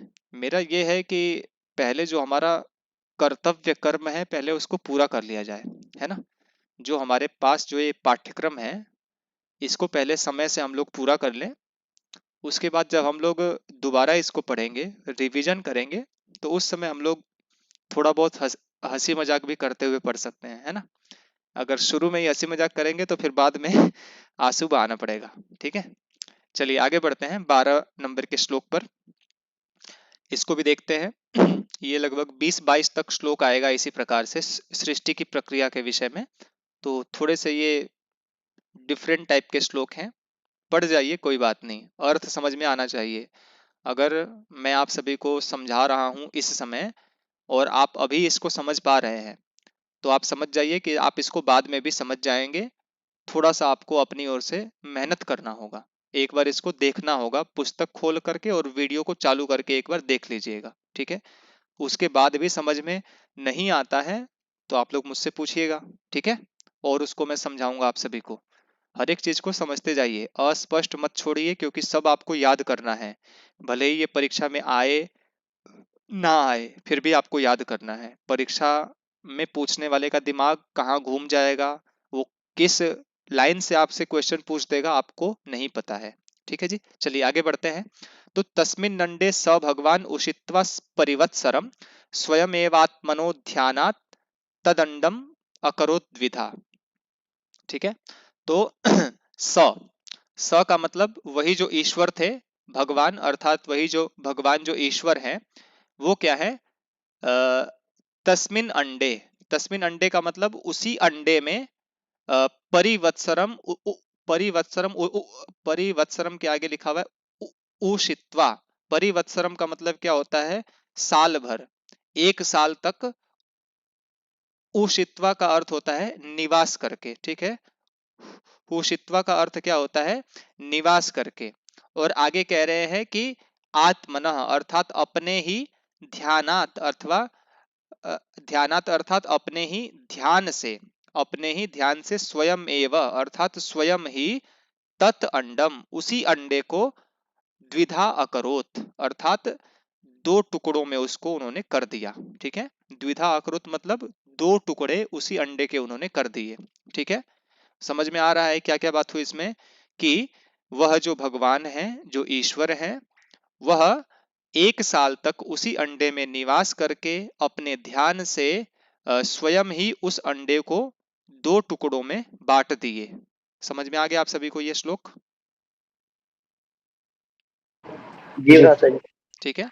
अब आगे देखिए, दो जो टुकड़े हो रहे हैं तो इसमें किस किस चीज का निर्माण हो रहा है? तो आगे कह रहे हैं कि ताभ्याम स शकलाभ्याम च दिवम भूमिम च निर्ममे मध्ये व्योम दिशश्चाष्टौ अपाम स्थानम च शाश्वतम। तो कह रहे हैं कि ताभ्याम, ताभ्याम शकलाभ्याम च, स अर्थात उसी अंडे के, स मतलब उसी अंडे के, स मतलब उस ब्रह्मा ने, ठीक है, स मतलब उस ब्रह्मा ने, ताभ्याम शकलाभ्याम, ताभ्याम मतलब उन, शकलाभ्याम मतलब दोनों खंडों से, दोनों अंडों के टुकड़ों से क्या बनाया? दिवम भूमिम च निर्ममे अर्थात एक टुकड़े से द्युलोक को बनाया और एक टुकड़े से भूमिम अर्थात पृथ्वी को बनाया, ठीक है। एक टुकड़े से द्युलोक को बनाया और एक टुकड़े से भूमिम च निर्ममे भूमि को बनाया, ठीक है, पृथ्वी को बनाया। दिवम मतलब द्युलोक होता है, सूर्य स्वर्ग भी से कह सकते हैं, और भूमि का मतलब पृथ्वी लोक को निर्ममे अर्थात बनाया, ठीक है। आगे क्या कह रहे हैं कि मध्य अर्थात मध्य का जो भाग उसका बच गया था ना, मध्य में जो खाली स्थान था वहां पर क्या बनाया? व्योम अर्थात आकाश को बनाया। और आगे कह रहे हैं दिशः च अष्टौ अर्थात अष्टौ दिशः, आठ प्रकार की जो दिशाएं थी उनको बनाया। और आगे कह रहे हैं अपाम स्थानम, अपाम स्थानम अर्थात जल का स्थान। जल का स्थान किसे कहते हैं? जल के स्थान को समुद्र कहते हैं। तो समुद्र को इन्होंने शाश्वतम अर्थात जो सदैव रहने वाले हैं, जो हमेशा रहने वाला है, ऐसे शाश्वतम समुद्रम, समुद्रम अर्थात समुद्रम अर्थात अपाम स्थानम अर्थात जल के स्थान अर्थात समुद्र को निर्ममे अर्थात इन्होंने बनाया, ठीक है। फिर से एक बार समझेंगे, जो उन्होंने अंडे के दो टुकड़े किए थे, तो पहले टुकड़े से उन्होंने द्युलोक को बनाया, द्युलोक अर्थात स्वर्गलोक। दूसरे टुकड़े से उन्होंने भूमि को बनाया, पृथ्वीलोक को बनाया।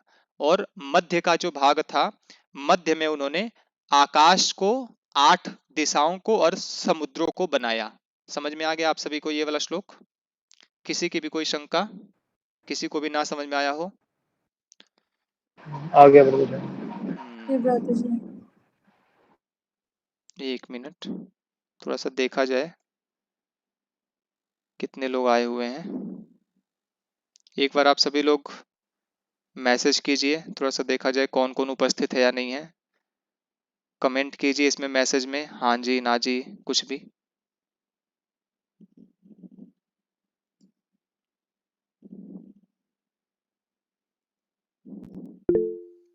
तीन लोगों के मैसेज आए हैं अभी, और लोग कहाँ गए? 4 5 6 7। चलिए ठीक है, आप लोग उपस्थित रहिए, है ना। पढ़ाई करना है तो अच्छे से पढ़िए, बढ़िया से। चलिए ठीक है, तो 13वें नंबर का भी श्लोक हम सभी ने देख लिया। अब 20 मिनट और बच रहा है, 8-10 और श्लोक हम लोग देखते हैं। और कल भी आप लोग आएंगे जब भी कक्षा में, 8 या 8:30 बजे से कक्षा होगी। और कल शायद हो सकता है कक्षा ना हो, शाम वाली, मैं बता दूंगा आप सभी को। तो आप सभी 5 मिनट के अंदर ही कक्षा में आइएगा, जो भी बैच से अलग विद्यार्थी हैं। 5 मिनट के बाद आप सभी को एडमिट नहीं किया जाएगा, ठीक है जी। तो इसीलिए 5 मिनट के अंदर ही आप लोग कक्षाओं में आइएगा, ताकि आप लोग समय से पाठ में जुड़ सकें। चलिए आगे बढ़ते हैं। तो आगे कह रहे हैं कि उद्बभर आत्मनश्चैव मनः सदात्मकम मनसश्चाप्यहंकारम अभिमंतारम ईश्वरम। ठीक है, तो इसमें भी कुछ कुछ बातें इसमें कह रहे हैं। क्या कह रहे हैं कि उद्बभर आत्मनश्चैव मनः सदात्मकम, है ना। 1 मिनट, इसको भी देखते हैं हम सभी।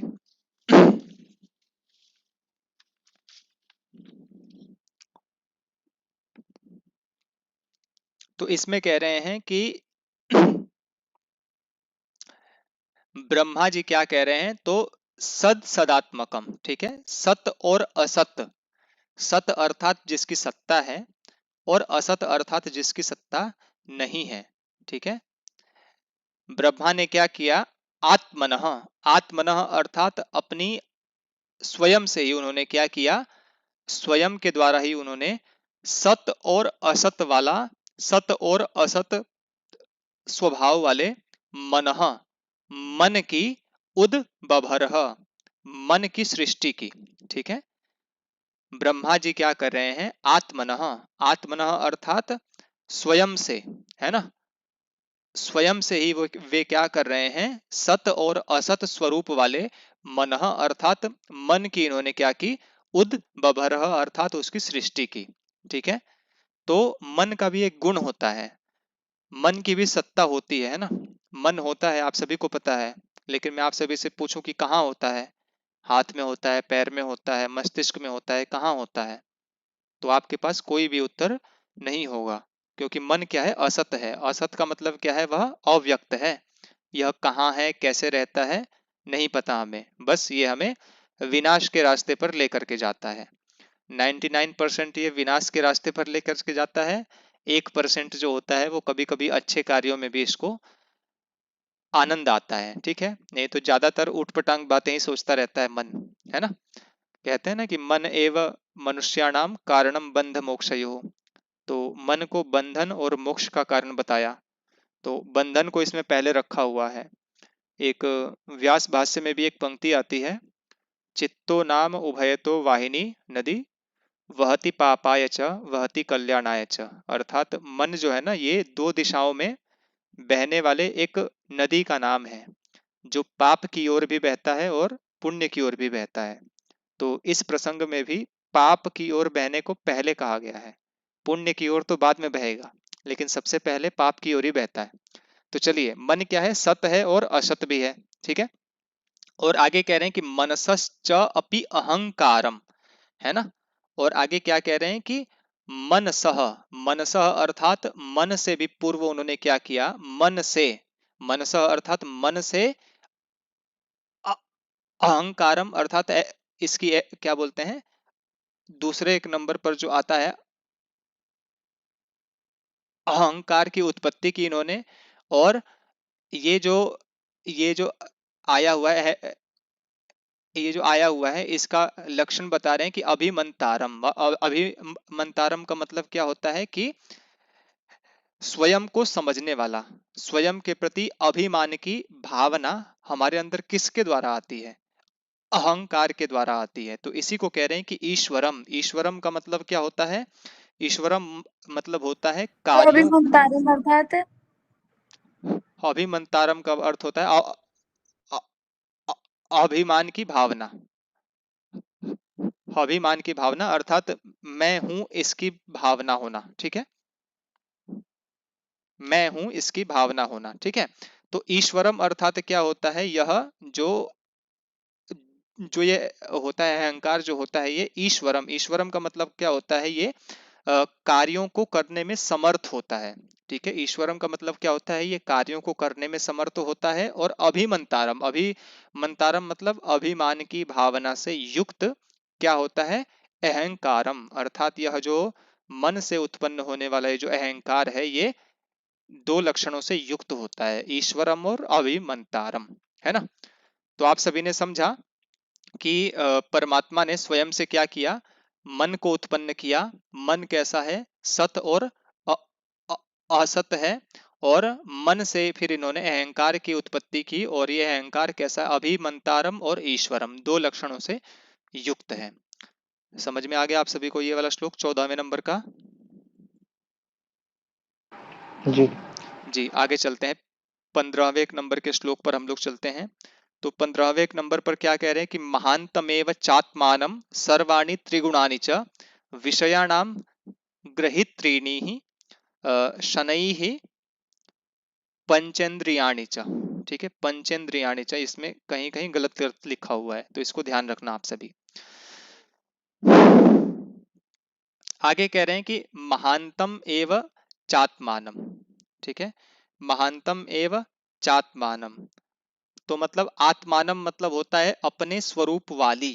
ठीक है, आत्मानम मतलब इसमें क्या अर्थ लेंगे, अपने स्वरूप वाली महानतम। महानतम का मतलब महत तत्व को। ठीक है, महानतम अर्थात महत तत्व को, अपने स्वरूप वाली। महत का मतलब क्या होता है बताइए आप सभी? महत मतलब बुद्धि बुद्धि बुद्धि, है ना? तो आत्मानम मतलब अपने स्वरूप वाली महानतम एव अर्थात महत तत्व को, बुद्धि को ईश्वर ने बनाया। और उसके आगे क्या कह रहे हैं कि सर्वाणी त्रिगुणानि च। सर्वाणी त्रिगुणानि च अर्थात त्रिगुण जो होते हैं, सत्व रजस और तमस, इन तीनों गुणों को भी इन्होंने क्या किया, बनाया। त्रिगुण अर्थात इन तीनों गुणों को बनाया, और इनसे जो भी युक्त है। आगे क्या कह रहे हैं कि विषयाणाम ग्रहित्रीणि अर्थात विषयों को ग्रहण करने वाली, शनै ही अर्थात धीरे से, उसके बाद में इन्होंने पंचेंद्रियाणि च अर्थात विषयों को ग्रहण करने वाली पंचेंद्रियों को भी इन्होंने बनाया।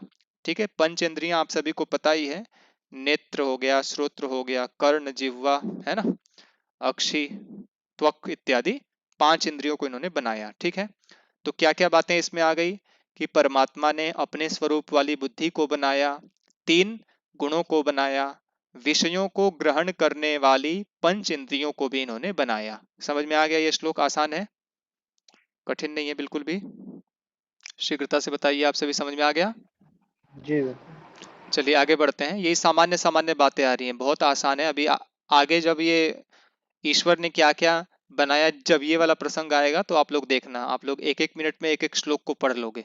उसमें बस आता है कि ब्रह्मा ने इसको बनाया, इसको बनाया, इसको बनाया। अभी आगे आने वाला है, वो 20वें के बाद आएगा शायद।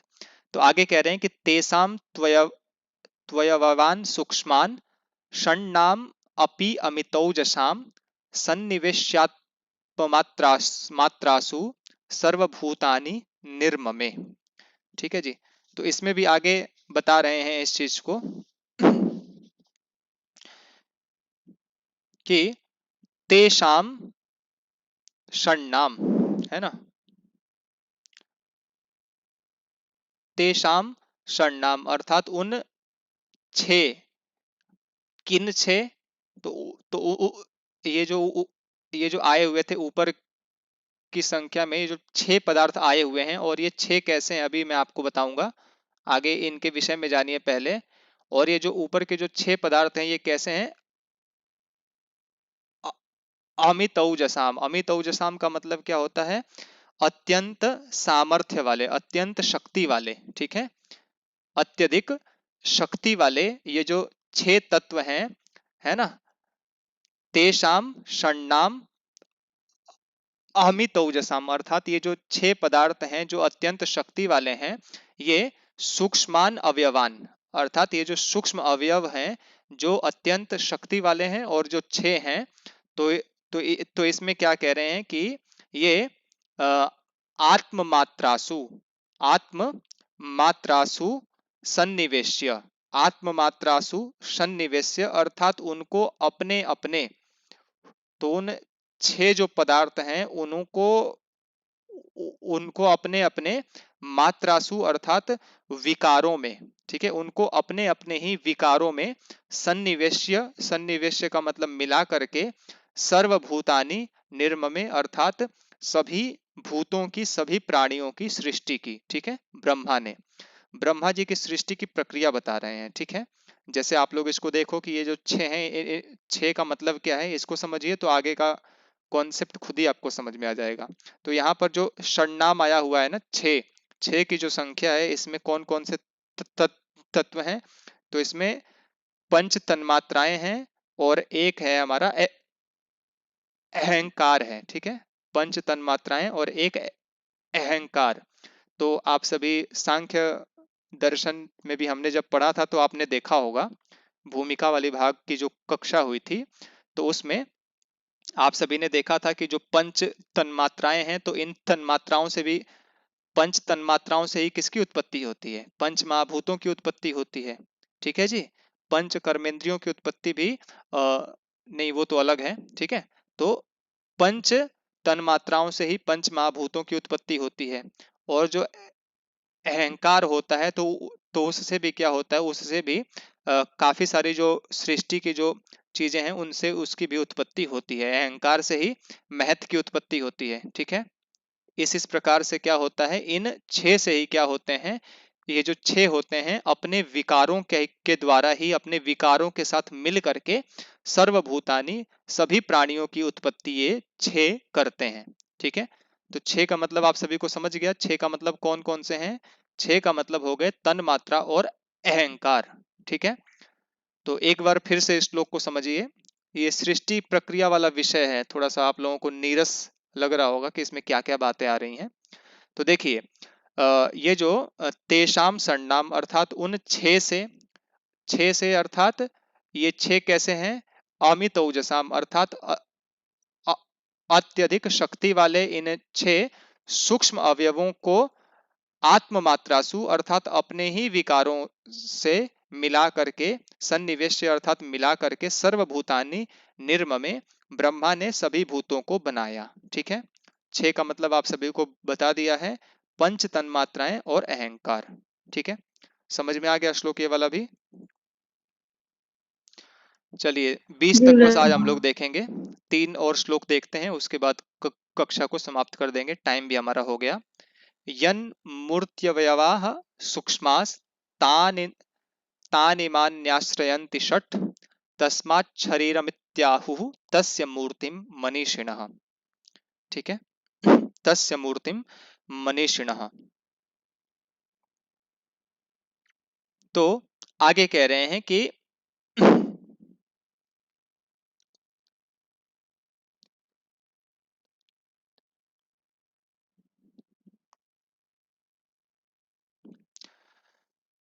तस्य मनीषिणः मूर्तिम अर्थात उस मनीषी अर्थात उस ब्रह्मा की जो मूर्ति है ना, उस ब्रह्मा की जो मूर्ति है उसको शरीरम इति आहुः, शरीरम इति आहु अर्थात विद्वान लोग उसको शरीर ऐसा कहते हैं। ठीक है, उस ब्रह्मा की जो मूर्ति है उसको विद्वान लोग क्या बोलते हैं, शरीरम। उस ब्रह्मा की जो मूर्ति है उसको मनीषिणा अर्थात जो विद्वान लोग हैं वह शरीरम ऐसा बोलते हैं। ठीक है, और शरीरम ऐसा क्यों बोलते हैं, तो ये बता रहे हैं कि यन मूर्त्यवयवाः सूक्ष्माः तान इमानी आश्रयंती षट अर्थात ये जो जो भी सूक्ष्म अवयव हैं, ठीक है, सूक्ष्माः अवयवाः, और आगे कह रहे हैं कि तानी, ये जो सभी जो सूक्ष्म अवयव है ना, तानी आश्रयंती षट, तानी इमानी, ये जो षट अर्थात ये जो छह सूक्ष्म अवयव हैं ये सभी क्या होते हैं, उसी ईश्वर में ही क्या करते हैं ना, आश्रयंती, इमानी आश्रयंती, है ना, तानी इमानी षट अर्थात ये जो छह हैं, छह जो सूक्ष्म अवयव हैं उसी मूर्ति, मूर्ति का मतलब उसी की मूर्ति में ही क्या करते हैं, ये आश्रयंती आश्रय लेते हैं। इसीलिए मनीषिणः विद्वान लोग उस मूर्ति को शरीरम इति आहु, शरीर ऐसा कहते हैं। ठीक है, तो आप सभी को पता ही है कि जो भी ये जो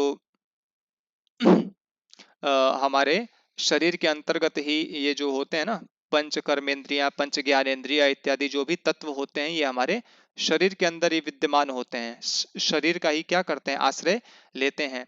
तो इस शरीर को ही, ईश्वर की मूर्ति है ये शरीर, और इसी को हम लोग, मूर्ति को ही विद्वान लोग क्या कहते हैं, शरीर कह के पुकारते हैं। ठीक है, तो इसमें श्लोक में दो बातें की गई हैं। एक बात तो ये है कि ये जो छह जो तत्व थे, पंच तन्मात्राएं और एक अहंकार, ये जो छह है ना सूक्ष्म अवयव, तो ये सभी जो छह हैं ये मूर्ति का ही आश्रय लेते हैं। ठीक है, ये मूर्ति का ही आश्रय लेते हैं, और मूर्ति का आश्रय लेने के कारण से विद्वान लोग, ठीक है, विद्वान लोग इनको, उसी मूर्ति को शरीर के नाम से कह करके पुकारते हैं। ठीक है, शरीर के नाम से ही उसको कह करके पुकारते हैं। तो समझ में आ गया इसमें दो बातें कौन कौन सी हुई? किसी को कोई शंका? सभी लोग बताइए। आगे बढ़ते हैं इसमें। आगे हम लोग बढ़ते हैं। आगे 18 नंबर का श्लोक देखते हैं, समय कम है। तो इसमें आगे भी इसी प्रकार से कह रहे हैं कि तदा विशन्ति भूतानि महान्ति सहकर्म भी मनश्चावयवैः सूक्ष्मैः सर्वभूतकृत अव्ययम्, सर्वभूतकृत अव्ययम्। ठीक है, तो कह रहे हैं कि अव्ययम, अव्ययम का मतलब क्या होता है, जिसका विनाश नहीं हो, ऐसा जो ब्रह्मा है, ऐसे जो ब्रह्मा जी हैं जो अव्यय हैं। अव्यय का मतलब जिनका विनाश नहीं होता है। और आगे कह रहे हैं कि सर्वभूतकृत, सर्वभूतकृत अर्थात सभी प्राणियों को बनाने वाले भी हैं। ठीक है, अव्ययम अर्थात जिनका विनाश न हो, सर्वभूतकृत मतलब जो सभी प्राणियों को बनाने वाले हैं। ठीक है, तो वह क्या करते हैं, कर्म भी सह, कर्म भी सह अर्थात अपने अपने कर्मों के साथ में, अपने अपने कर्मों से युक्त करके जो है ना, ये भूतानी है ना, भूतानी, भूतानी का मतलब ये जो पंच महाभूत हैं। ठीक है, महांति, महांति अर्थात ये जो महत तत्व है। ठीक है, पंच महाभूत हो गए और ये जो महत तत्व हो गए। ठीक है, और महांति भूतानी अर्थात ये जो पंच महाभूत हैं, इसी में इसको कह रहे हैं। ठीक है, महांति भूतानी अर्थात ये पंच महाभूत, और आगे कह रहे हैं कि मनः अर्थात मन। ठीक है, और कह रहे हैं कि सूक्ष्मई ही अवयवई ही अर्थात सूक्ष्म अवयवों के, सूक्ष्म अवयवों के जो है कर्म भी सह अर्थात अलग अलग कर्मों के साथ में, तद आविशंति अर्थात उसी जो ब्रह्मा का जो इसमें गुण बताया था कि जिसका विनाश नहीं होता है, और जिस जिसने सभी प्राणियों की सृष्टि की है, उसी ब्रह्मा में ये सभी क्या होते हैं, ब्रह्मा में ही क्या होते हैं, ब्रह्मा जी के द्वारा ही इनकी सृष्टि होती है। ठीक है, एक बार और इसके अर्थ को समझिए, अब समझ में आ जाएगा। तो इसमें कह रहे हैं कि, एक मिनट स्क्रीन गायब हो गई, रुकिए एक मिनट। तो सर्वभूतकृत अर्थात जो सभी भूतों को बनाने वाले जो ब्रह्मा जी हैं। ठीक है, सभी भूतों को बनाने वाले जो ब्रह्मा जी हैं, तो वे क्या कर रहे हैं, वे अव्ययम अर्थात वह विनाश से रहित हैं। और आगे क्या कह रहे हैं कि सभी महाभूतों को, ठीक है, सभी महाभूतों को और मन को, सभी महाभूतों को और मन को सूक्ष्म अवयवों के कर्मों के साथ में, सूक्ष्म अवयवों के कर्मों के साथ में उन्होंने क्या किया, सूक्ष्म अवयवों के कर्मों के साथ में मन को और पंच महाभूतों को उन्होंने क्या किया, तद आविशंति अर्थात उन्होंने बनाया, उत्पन्न किया। ठीक है, यही इसका सामान्य अर्थ है। समझ में आया आप सभी को? जी जी महोदय। आगे भी देखते हैं, एक बार आप सभी स्वयं से भी इसको पढ़िएगा। आगे कह रहे हैं कि तेषाम इदम तु सप्तानाम पुरुषाणाम महौजसाम सूक्ष्माभ्यो मूर्तिमात्राभ्यः संभवत्य संभवति अव्ययात व्ययम। ठीक है, संभवति अव्ययात व्ययम, है ना। तो इसमें भी कुछ कुछ बातें इसी प्रकार से कह रहे हैं कि ईश्वर से कैसे ये तत्वों का तत्व, ये सब किस प्रकार से ईश्वर से उत्पन्न हुए। तो कह रहे हैं कि सबसे पहले कह रहे हैं कि अव्ययात, है ना, अव्ययात, संभवती अव्ययात, अर्थात अव्ययात मतलब विनाश रहित उस ब्रह्मा जी से व्ययम, व्ययम अर्थात यह विनाश होने वाला जो संसार है ना, यह संभवती अर्थात उत्पन्न होता है। ठीक है, अव्ययात मतलब विनाश रहित ब्रह्मा से, व्ययम अर्थात यह जो सृष्टि है, यह व्ययम अर्थात विनाश होने वाली सृष्टि को, सृष्टि का संभवती अर्थात निर्माण होता है। ये जो सृष्टि है अव्यय से ही उत्पन्न हुई है, ऐसा इसमें कह रहे हैं। और आगे अब इसी के बारे में कुछ कुछ बातें इसमें हमें देखने को मिलेंगी। ठीक है, तो इसमें कह रहे हैं कि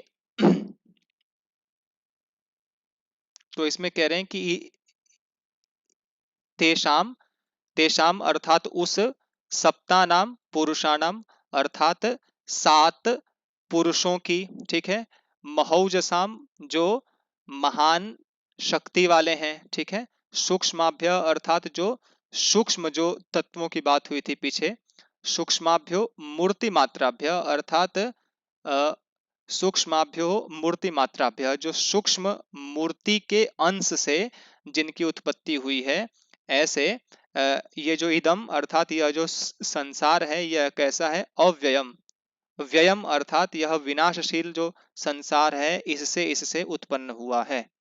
ठीक है, ये सृष्टि की प्रक्रिया वाला कॉन्सेप्ट बड़ा अजीबोगरीब लगता है, आप लोगों को भी थोड़ी सी समस्या हो रही होगी अब समझने में। तो चलिए सबसे पहले समझिए कि अव्ययात अर्थात अव्यय परमात्मा से, ठीक है, व्ययम संभवती जो व्यय अर्थात विनाशशील जो जगत है यह उत्पन्न होता है। ठीक है, उत्पन्न होता है। अब ये किस किस प्रकार से होता है इसी को बता रहे हैं कि तेषाम सप्तानाम पुरुषाणाम। ठीक है, तो ये जो सप्त बोल रहे हैं, सप्त संख्या से किसका किसका ग्रहण होता है, तो सप्त संख्या से महत, अहंकार और पंच तन्मात्राएं। ठीक है, महत, अहंकार और पंच तन्मात्राएं। ठीक है, महत, अहंकार और पंच तन्मात्राओं से युक्त जो एक पुरुष है, और ये पुरुष कैसा है, शक्तिशाली है। ठीक है, उसी शक्तिशाली पुरुष की सूक्ष्म मूर्ति मात्राभ्य अर्थात सूक्ष्म स्वरूप जो मूर्ति अर्थात जो उसका मूर्ति अर्थात जो उसका अंश है, मूर्ति के मात्रा से, मूर्ति के अंश से, मूर्ति अर्थात शरीर आया था ना, तो उसी परमात्मा के सूक्ष्म शरीर से जो ये जो इदम अर्थात यह जो संसार है, यह व्ययम अर्थात यह संसार कैसा है, विनाशशील संसार संभवती उत्पन्न होता है। ठीक है, समझ में आ गया अब आप लोगों को ये क्या क्या बात हो रही है इसमें? जी जी महाराज। एक और देखिए आप लोग, एक और देखिए, बस इसके बाद समाप्त करेंगे। ठीक है, आप लोग पढ़ के आना, अगर इन श्लोकों को समझने में फिर भी समस्या होगी तो हम फिर से इसके ऊपर बात करेंगे। एक और देखिए, ये बहुत आसान श्लोक है और इसको आप सभी लोग जानते हैं। तो इसमें कह रहे हैं कि आद्याद्यस्य गुणम तु एषाम अवाप्नोति परः परः यो यो यावतिश्चैषाम स स तावत् गुणः स्मृतः। ठीक है, तो इसमें कह रहे हैं कि ये जो पंच महाभूत होते हैं ना, अग्नि, वायु, जल, आकाश इत्यादि, ये जो पंच महाभूत होते हैं तो उसके विषय में बातें बता रहे हैं। ठीक है, कि आद्याद्यस्य गुणम एषाम अवाप्नोति, एषाम अर्थात पंच महाभूतों के, ठीक है, एषाम अर्थात पंच महाभूतों के आदि आद्यस्य गुणम, आदि आद्यस्य गुणम मतलब शुरू शुरू के गुणों को, ये जो पंच महाभूत है ना, ये पंच महाभूतों के शुरू शुरू के गुणों को परह परह अर्थात बाद बाद वाले क्या करते हैं, अवाप्नोति प्राप्त कर लेते हैं। ठीक है, बाद बाद वाले प्राप्त कर लेते हैं। यो यो यावतिश्च एषाम अर्थात एषाम मतलब इनमें से जो जो, यावती अर्थात जिस संख्या पर हैं, स स तावत गुण स्मृत अर्थात वह उतने गुणों को ग्रहण कर लेते हैं। ठीक है, जैसे आप सबसे पहले यदि देखेंगे तो सबसे पहले आकाश आता है ना, पंच महाभूतों में आकाश आता है। तो आकाश का क्या है गुण, बताइए आप सभी? आकाश का गुण शब्द गुण है। ठीक शब्द है जी, गुण आकाश में है ना। तो इसी प्रकार से दूसरे एक नंबर पर आता है वायु। वायु का फिर क्या हो जाता है, शब्द भी हो जाता है और स्पर्श भी हो जाता है। ठीक है, शब्द और स्पर्श किसके हो जाते हैं गुण, वायु के हो जाते हैं, है ना।